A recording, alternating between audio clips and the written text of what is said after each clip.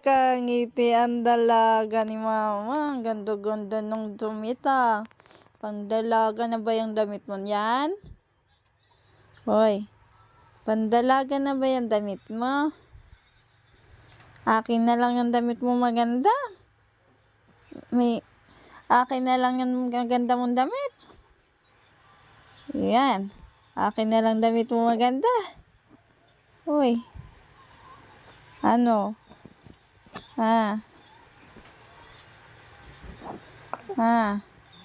Hindi ka masarap ba yung mimi-mimi mong kamay? Marunong na ikaw magsubo ng kamay mo, ha? Masarap ba yan? Ha?